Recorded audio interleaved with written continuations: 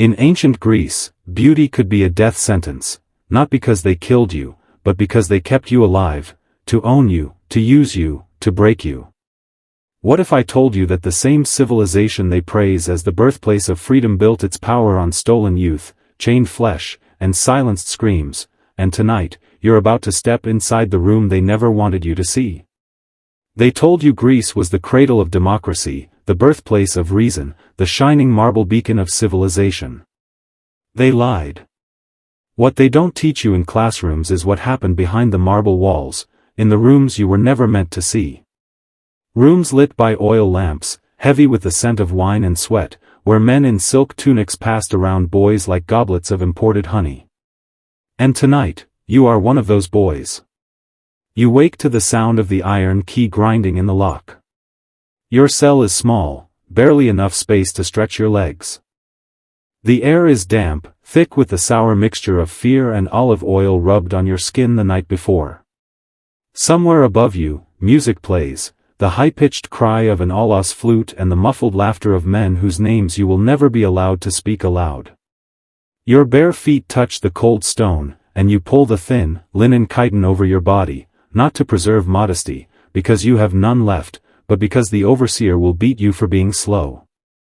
The shackle on your ankle rattles as you stand, the raw skin beneath it sticky with blood. The door swings open.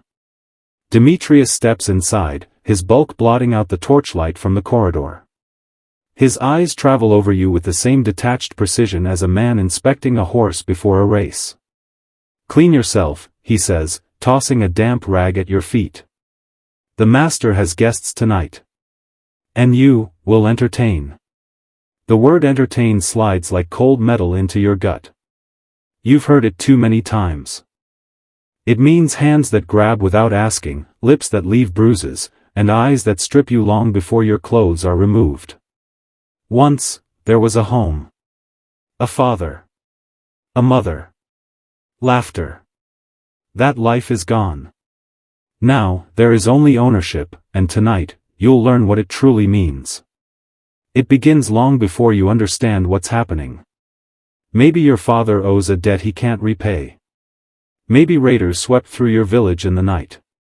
Maybe, you were simply born with a face someone decided was valuable. The rural villages of Greece lived on the knife's edge.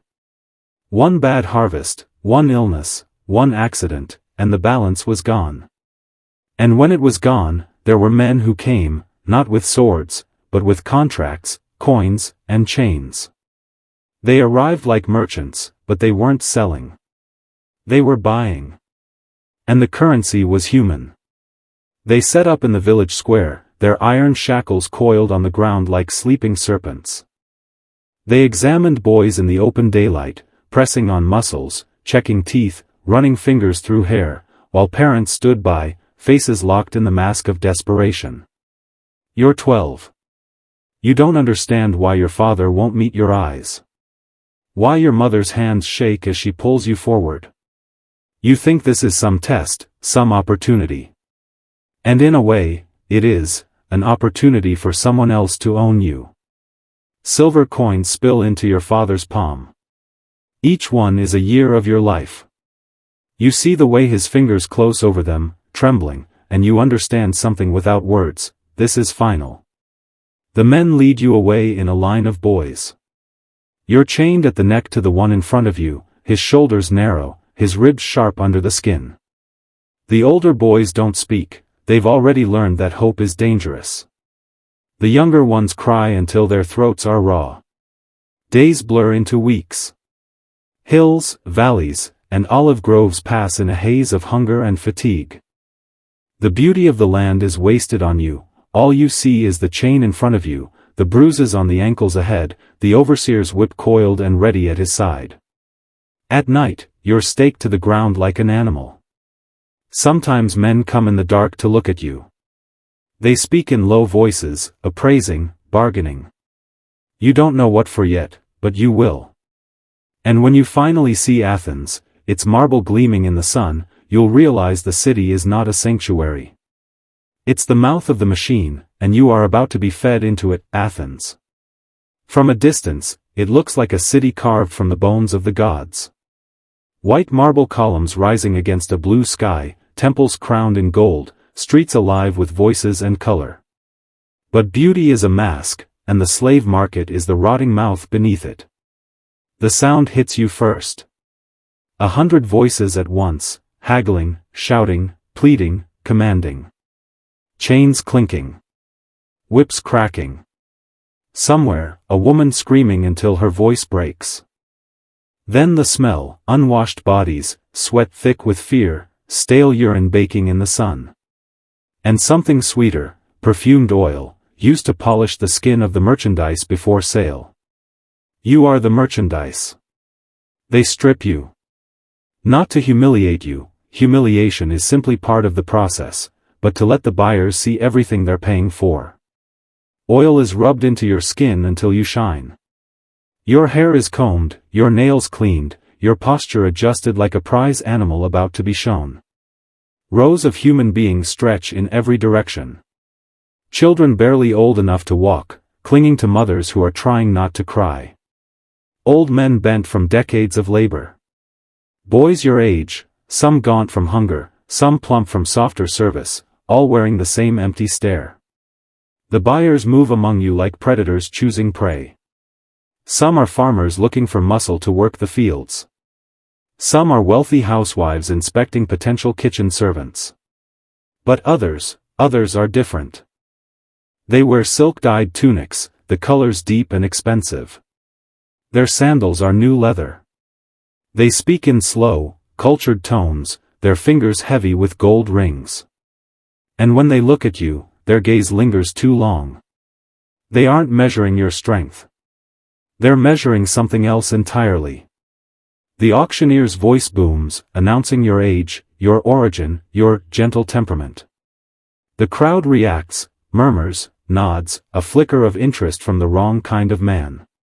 The bidding starts low, then climbs as voices overlap. You stand frozen, eyes fixed on the ground, while strange hands probe your arms, your jaw, the muscles in your back. Someone grips your chin, forcing your eyes up. You see him, the one who will own you before this hour ends. He smiles. And you know, without a single word spoken, that you've been bought for something far more dangerous than labor. The man who buys you is named Lysander. You don't know it yet, all you know is his satisfied smile as he counts out the silver, his eyes already stripping away whatever part of you is still your own. He leads you through the streets of Athens like a prize he's eager to display. People glance at you, not with pity, but with the casual indifference reserved for livestock. The chains rattle with each step, a steady reminder, you are no longer walking on your own terms. Lysander's house looms over the narrow street, a fortress of wealth. Marble columns polished to a mirror shine, walls painted in deep reds and golds, mosaic floors depicting gods and heroes. It is beautiful in the way a predator is beautiful, every detail crafted for power and intimidation. Inside, you are handed over to Demetrius, the overseer. His body is thick with muscle, his face cut into hard lines from years of enforcing obedience. He was once a slave, too. Now he manages them, breaking spirits with the precision of a craftsman.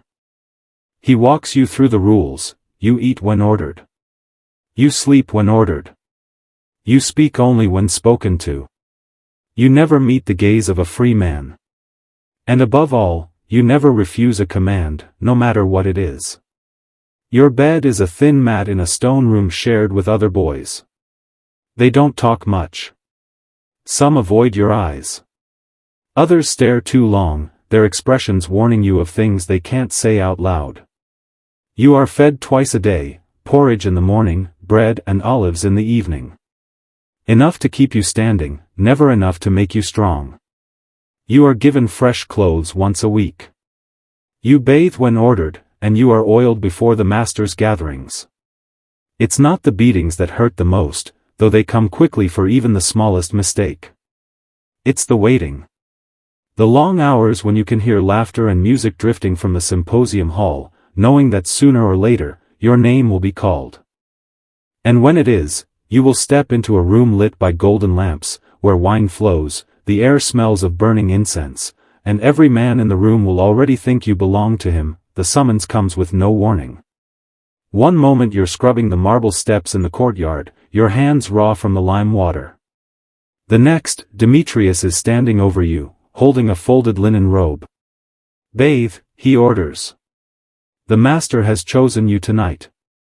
The robe is softer than anything you've worn since the day you were taken. It smells faintly of myrrh. But the softness doesn't comfort you, it feels like the skin of a trap. You are taken to the baths, stripped, and scrubbed until your skin burns. Oil is rubbed into you, your hair combed and scented. The other boys preparing with you are silent, their faces fixed in the mask you've seen before, the one that hides whatever's happening inside. When they lead you into the symposium hall, the first thing that hits you is the heat. Braziers glow in the corners, incense smoke curling upward in thin, lazy spirals. The walls are painted with scenes of gods feasting, but the men lying on the couches around the low tables are not gods. They are flesh, flushed and sweating, their eyes glassy with wine. The air is thick with roasted meat, sweet figs, and the sharp tang of unmixed wine. Musicians play in the corner, a flute, a lyre, but the music is just another current in the room's intoxicated tide. You are paraded past them, each man's gaze sliding over you like a hand. Some smile. Some lean forward. One, already drunk, reaches out and grips your wrist hard enough to leave a bruise before Demetrius jerks you away. Lysander calls you to his side. He pours wine into a kylix and hands it to you, not for you to drink, but to serve to the man reclining beside him, a guest whose purple-dyed robe marks him as someone important. The man lets his fingers brush yours as he takes the cup, his eyes lingering on you too long. You know what's coming, even if you've never seen it before. You can feel it in the way the men speak, in their laughter, in the way their conversations grow quieter when you draw near. Tonight, you will not serve food. You will serve them. And when the lamps burn low and the music fades, you will leave the room carrying something invisible but permanent, the knowledge that whatever you were before tonight, you will never be again. It doesn't happen all at once. Breaking a boy is not like snapping a stick, it's more like bending a bow until the wood forgets it was ever straight. Demetrius is the artisan of that process. He knows that fear alone won't hold you forever, fear breeds defiance in some men. So he mixes it with ritual, reward, and the smallest crumbs of false affection. At first, the commands are simple: pour wine, wash feet, fetch cushions. You are corrected sharply if you move too slowly or look directly into a man's eyes. The punishments are swift: a cuff to the head, a lash across the back, a night without food.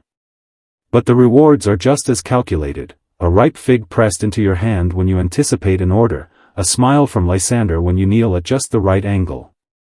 These moments are not kindness. They are hooks. And you will learn to bleed yourself on them willingly. The rules become second nature. You learn to enter a room without being noticed until you're needed. You learn the difference between a man who wants to be entertained with music, one who wants to be flattered, and one who wants to consume you like wine, slowly, savoring every drop. At night, when you lie awake in the slave quarters, you begin to measure yourself not by your own thoughts, but by theirs. Were they pleased? Did they smile? Did they call for you again? You hate yourself for caring, but caring becomes survival.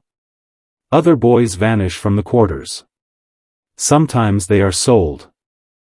Sometimes, they simply do not return from the symposium. The silence around their absence is total, as if they never existed. You learn not to ask. The worst part is when they let you taste freedom, but only in fragments. A walk in the courtyard under the sun. A sweet date given without explanation. The rare sound of your own laughter when another boy whispers a forbidden joke.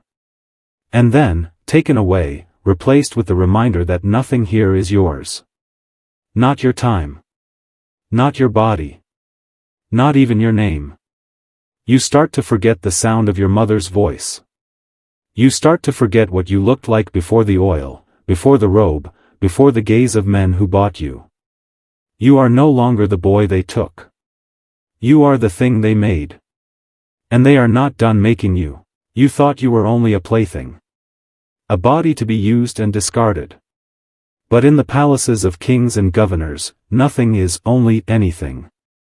Demetrius begins to explain it to you, not out of kindness, but because knowledge makes you more dangerous, and therefore more valuable. The bed, he tells you one night while combing scented oil through your hair, is the most important throne in this city. And sometimes, the one who warms it rules more than the man who sits upon it. At first, you don't understand. Then you see it happen. A visiting general, flushed with wine, spends a long night with one of the older concubines. The next morning, he changes his vote in the council, a decision that will send soldiers to one city instead of another, sparing some lives and ending others. No bribe was paid. No threat was made. Just whispers in the dark between two breaths. You learn that beauty can be sharper than a blade. The way you smile can open a treasury, the way you turn your gaze away at the right moment can plant suspicion in a ruler's heart.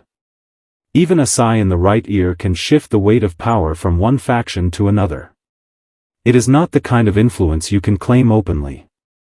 You will never be celebrated for it. But you can ruin men without them ever knowing it was you. Demetrius teaches you the subtle art, the pauses in speech that make men lean closer, the slight touch of a hand that makes them imagine more than you give, the calculated retreat that drives them mad enough to promise you anything. Some concubines rise this way. They are given jewels, fine robes, rooms of their own. They become confidants, advisors, even in secret, co-rulers. Others, drunk on their own allure, push too far. A jealous wife, a rival lover, or a shift in the political winds can mean a sudden execution, the blade slipping across a neck in the middle of the night. You begin to understand the most dangerous truth of this place. Here, your worth is measured by the desires you can awaken in others, and the chaos you can make of those desires. In the games of power, you are no longer a pawn. You are the poison in the cup. The night of the great feast arrives like a storm you've been hearing from far away, distant thunder, growing louder with each passing day. Servants scurry through corridors with trays of figs and roasted meats. Musicians tune their lyres in the courtyard. The air is heavy with the smell of wine and crushed pomegranate. You are dressed more lavishly than ever before. Gold dust clings to your shoulders.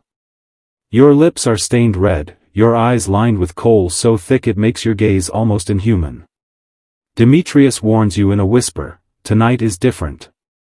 Tonight, the city's mask comes off. At first, it looks like any grand banquet. Governors, generals, foreign envoys, all laughing over overflowing cups. But as the moon rises higher, the music changes. The rhythm grows slower, heavier, like the pounding of a heart. The torches are dimmed. Curtains are drawn. And the rules vanish. Men and women shed their robes until the marble floors are strewn with silk and jewels. Dancers move between the tables like serpents, winding around guests, their movements dripping with suggestion. The air turns thick with perfume and sweat. You are led, not asked, to sit beside a foreign merchant prince. His eyes are sharp, his smile sharper. He touches the back of your neck like he's testing the sharpness of a blade. Around you, the feast begins to turn into something else entirely. A senator's wife kisses another woman in plain view of her husband, who watches with quiet hunger. A young nobleman kneels before a rival he swore to kill in public, but tonight offers him wine from his own lips. It is a theater of indulgence, and you are part of the cast. You feel the pull of it, the strange mix of danger and desire, the way the crowd's energy seems to pull you toward the center of something unspoken. Demetrius' warning echoes in your mind, no one leaves the great feast the same as they entered. Some leave with power, others leave in chains. You glance toward the high table. The governor watches from his gilded chair, smiling faintly, like a god surveying his altar. You realize the truth, this is not a celebration. It is an unmasking. A test. And you are about to find out what role they've chosen for you. The music fades into a low, hypnotic drone. The dancers slow, their movements now deliberate, almost ritualistic. A hush falls over the room as if every guest, no matter how drunk or reckless, senses the shift. The governor rises.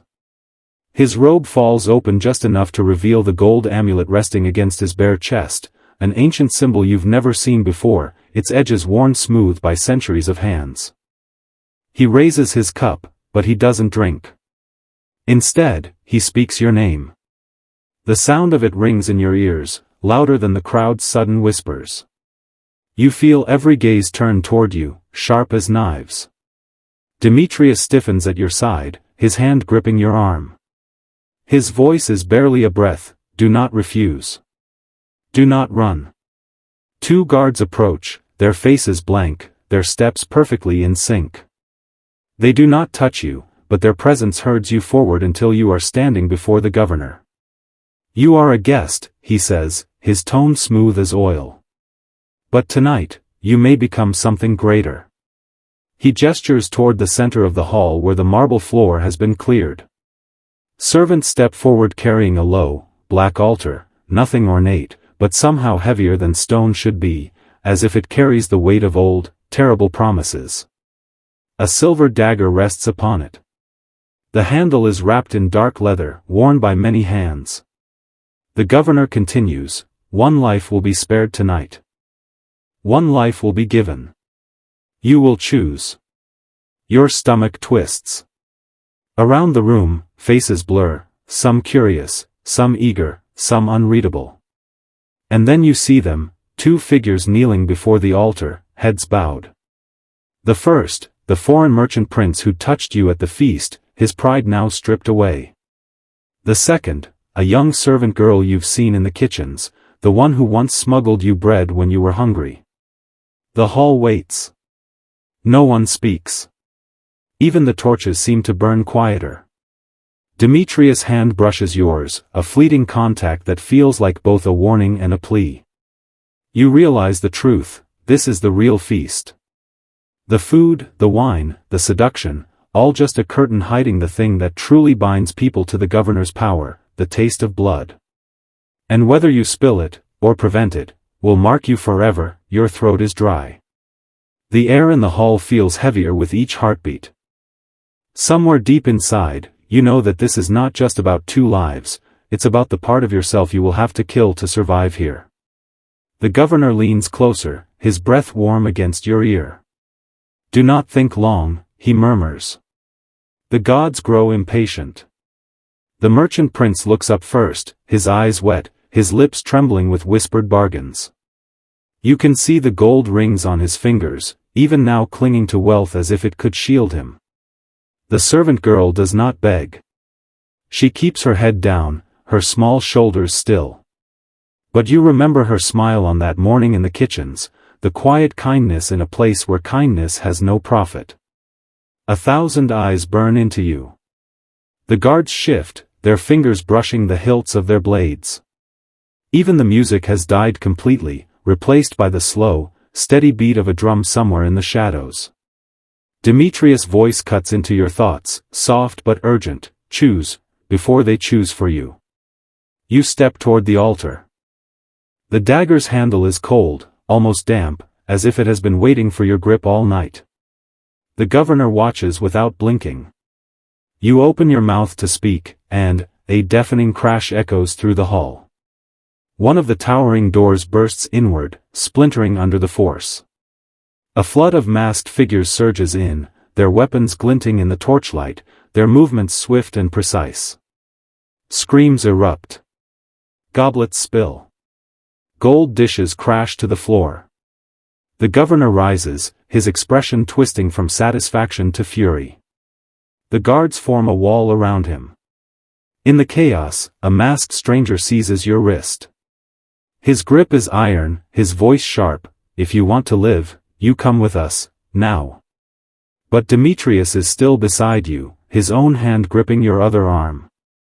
His voice is low, desperate. Stay. Trust me. I can protect you here. 2 hands. 2 paths. The dagger is still in your grip. The choice you make now will not just decide who lives, but who you will become. The hall is chaos, a storm of screams, steel, and shattering glass. But inside your skull, everything slows to a deafening silence. 2 hands clutch you, 2 voices pull you in opposite directions. The masked stranger's grip burns against your skin. His eyes, visible through the narrow slits of his mask, are urgent but not unkind. He smells of dust and sweat, the scent of someone who has been running through the underbelly of the city to reach you. If you hesitate, they'll cut you down where you stand, he hisses. Demetrius' grip is different, firm, controlled. His eyes lock on yours with an intensity you have never seen before. Stay, he says, his voice almost breaking. There's more going on here than you understand. If you run now, you'll lose everything. The dagger is still in your hand. Its blade catches the torchlight, casting a sharp reflection of your own trembling face. You take a step toward Demetrius. Then toward the masked stranger. The crowd pushes, shouts, flees. Your mind is split in 2. And then, you notice it. Both men, Demetrius and the masked stranger, are wearing the same ring. A heavy iron band etched with a serpent devouring its own tail. The Ouroboros. Your stomach turns. The governor, you realize, wears the same ring. You've seen it on the merchant prince as well. The servant girl, when she brushed your sleeve that morning, had a faint mark on her wrist, the same serpent, burned into her skin. The room around you blurs. This was never a rescue. This was never a choice between good and evil. This was a test, a game played by a circle that already owns both sides. The masked stranger leans close, whispering, the choice doesn't matter. We all serve the same master. Demetrius' jaw tightens. He says nothing. For the first time, you understand. The dagger in your hand isn't meant to kill them. It's meant to see if you'll obey. The drumbeat grows louder. All eyes turn to you again. You lift the blade. The hall fades to black.